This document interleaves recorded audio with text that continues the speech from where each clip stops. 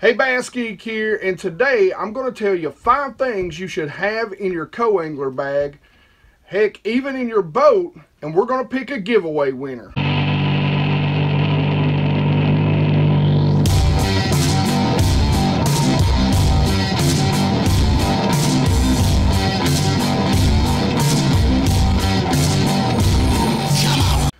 Alright, so let's jump right into this. I'm going to give you my 5 rundown real quick, give you a little bit of information on each of them, why I think you should have them in your co-angler bag or even your boat.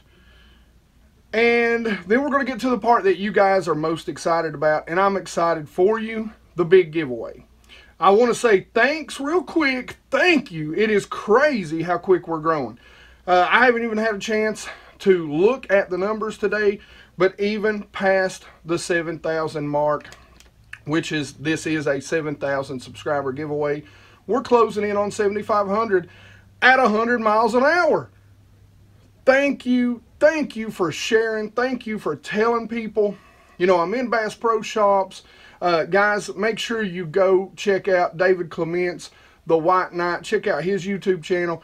I got recognized for the first time in a Bass Pro Shops, and you know, that was awesome. I was really having a rotten day that day, David, and man, just you coming up and saying hi made my day. You literally changed the way my day went just by coming up and saying hi. And guys, like I always say, and just like I told David, anytime you see me out, you know, say hey to me, come up and talk to me. I don't care where it's at or what I'm doing. So let's get to this. So let's do the top 5 rundown, and number 5, we're going to start with something really kind of basic, and that's markers. Now, everybody knows that, you know, in my opinion, you should have probably one of the 2-way or a couple, whatever pins you prefer, but I like the dye pins. Now, guys, as a co-angler, I do not like to take the little, you know, spike it dip, canisters or whatever you want to call them, into another man's beautiful brand new $40,000, $50,000, $60,000 boat. That's asking for that person to hate you for the rest of your life, especially if it's the JJ's Magic. Don't put JJ's Magic in your bag. I'm telling you this right now. Do not do it. What I'm actually talking about is very simple. And I'm not talking about dye markers. I'm actually talking about a nice pack of assorted Sharpies. Now, why would you want to bring Sharpies? They're not going to work on soft plastics. Well, that's why you have your dye marker. But we also know that sometimes we have hard baits. Now, guys, I'm not telling you to paint up a $25 Mega Bass, but if you can go get that Rick Clunn version or some sort of offbeat version, you know, that's white, take it with you or whatever. You know, a lot of times maybe that boater is on a jerk bait or a crank bait or a lipless rattle trap, you know, whatever bite, that this can easily save the day. Now, I know most of you are going to say, well, nail polish, da-da-da-da-da. Don't take nail polish in a man's $65,000 brand new bass boat. Again, he will not like you by the end of that day, and you might be swimming back to the docks. But Sharpies, on the other hand, they're quick, they're easy. You can draw lines, you can paint up a crawl pattern if you want, you can make a pearl white sexy shad, and they're light, they're easy. You just put a rubber band on them, tuck them in the corner of one of your bags, and bam, you've got a whole diverse color array for any hard bait. And that's number 5. Number 4, this stuff is called Mend It.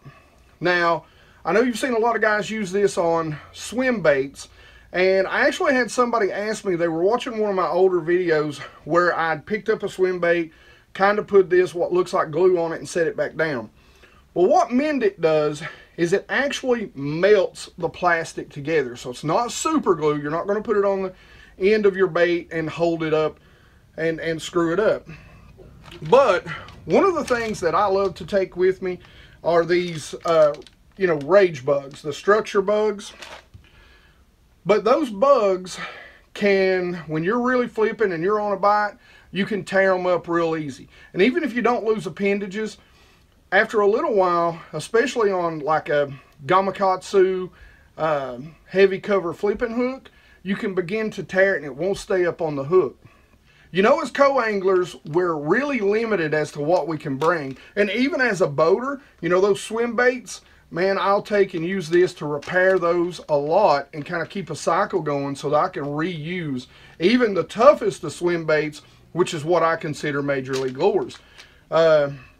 But if I'm catching a lot of fish on them, they're going to start tearing. And Mend It is a great tool. The place that I get it all the time, and I go ahead and buy the big bottles, is on Tackle Warehouse.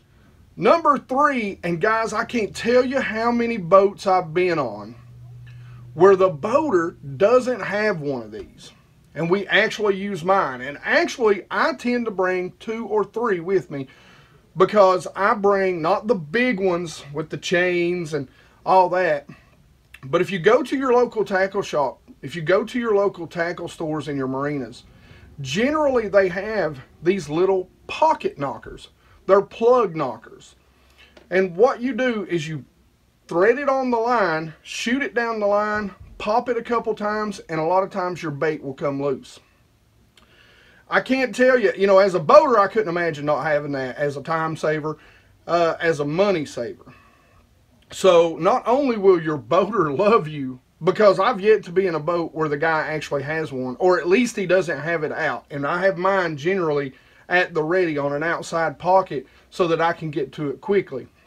Now the other thing is, you know, it can save you from getting tangled up and get your bait free a lot faster, again, which is something that's going to make both you and the boater happy. Now this one may seem obvious to a lot of you, but bobber stops. I don't like to peg my line with toothpicks or even the rubber line because it forces, especially with the tungsten weights now, it forces the line against the jagged, sharp edges of the weight. So I like to use bobber stops. Now another great thing about bobber stops, a lot of the guys that I seem to have gotten with last year wanted to flip and pitch. Well, sometimes we kept doing that. Sometimes we moved around. So one of the things that I actually did was on my bullet weight, I would put bobber stops above and below. Now, if you know, maybe you're going to fish some different areas and cast a Texas rig, you can also put a bead right by the hook. This is why I tell you, most of the time I put bobber stops at least above and below my weight. The reason why is because it now gives me the diversity of being able to fish that bait several different ways. So I can take and slide that weight up and peg it well above the bait, and I've got a makeshift Carolina rig. I can move one of the bobber stops back down and I've got a Texas rig with a sliding, bullet weight. But you can actually see the diversity of this rig. So you can fish it, you can pop it, you can put a Cinco on it, you can Carolina rig it. So one rod without changing any line can do a whole host of things for you. And it's caught me fish out there. I caught them flipping last year in the Cherokee. Unfortunately, none of them was keepers. But I caught them flipping in one instant. Early in the day, we went out and started fishing along flat in front of some docks. And I caught a couple actually using it as a Carolina rig, waiting until I pulled up to what felt like brush and just kind of setting it there and working it through. So you get a ton of diversity out of that one flipping stick, being able to just move the weight up and down and hold it in place. Last but not least, number 1 on my list, guys, is line. You've got to be diverse out on the water. And line is going to allow you to do that. Now, I know there's going to be some of you say, well, bring extra spools. Well, what do you think's heavier and bulkier and harder to hide? A spool of line or an entire spool of line? What about other reels? Well, that's going to take up a lot of room. How many extra reels are you going to bring? Yeah, that's a lot faster to change. But I seen a video with Gerald Swindell just the other day talking about how fast he can change line. Remember, I don't use you know, a spool's worth of line. I've got, you know, braid backing on my bait casters, and I use leaders on all of my spinning reels. So I can change line just like he did in that video, and have been doing it for years, and, you know, less than 2-3 minutes tops. I mean, we're talking about tops, guys. Yeah, I know that's 2-3 minutes, but even in some situations, I've had 10-pound fluoro, and I've went ahead and tied me a uni knot and reeled up because I've got a little bit of spool left. You know, went ahead and tied a leader to a leader before, so that I get, you know, 15 feet of, you know, a smaller diameter line that maybe those fish will bite and not see in ultra clear water. So the diversity is there. You can do a lot of things. I've even tied on a flipping stick if I didn't want to waste my line, which, you know, generally I keep pretty short on a flipping pitching stick. I'll tie braid to fluorocarbon to braid. You know, you're out on the water, you're only allowed 5 or 6 rods in the boat. Don't get caught up on semantics. Don't get caught up by what is right or what is acceptable or what is going on. You do what you have to do. And in my opinion, line is something that I have to have in my boat. And there's 100 different ways we can use it. All right, let's get to the giveaway. Here we go. It's giveaway time. Now let's go over what you're going to get. You're going to get a 7-foot medium heavy fast action Halo Daylight rod.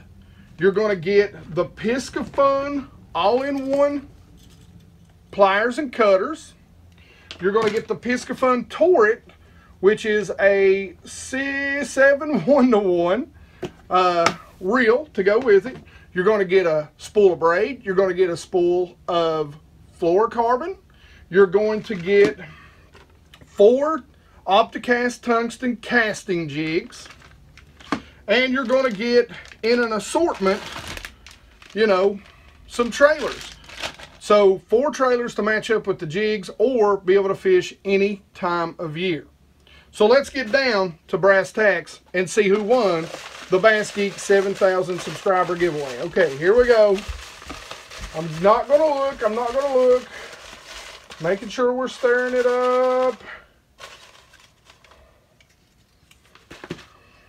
Now, the winner will have 1 week from the date and time that this video aired to contact me via email, via, you know, private message on my Instagram. Guys, go follow me on my Instagram, on my Facebook page, on my Twitter account. Bass Geek Fishing, I think, on the Twitter account and on the Instagram. Bass Geek on Facebook. So you can contact me via email. You can contact me however you want. You can leave a comment below giving me your email, and I'll email you back. All right, here we go. The winner is, and forgive me if I don't say this, I'm not even going to attempt the last name. I'll just show you. It is Keegan McWheaty. Right there. So again, you've got 1 week from the date this video posts, to get in contact with me and let me send you your prizes. All right, guys, as always, questions and comments in the comment section below. Thank you 7 million times for getting me to 7,000 subscribers. I've said it 100 times. I never thought I'd be this far. I never thought this would be growing like it's growing, especially here lately. Guys, continue to help me grow if you want to. If not, hey, whatever. All right, but I appreciate you guys, and I hope you learned something from the channel. Like I always say, you know, let's share knowledge. You know, so anything about the top 5, if you've got more stuff to add to a co-angler bag or more tips and tricks for the co-anglers, make sure you leave them in the description below. Let's learn from each other. Let's not let this be a one-way street, me to you. Let's let it be a nice learning community based around a bunch of us geeks. All right. I appreciate you guys. Thank you more than I can say. As always, questions and comments in the comment section below. You know I love to hear about you guys. Share your knowledge with us. Help us all learn. Like it if you like it, and don't forget to subscribe. You guys rock.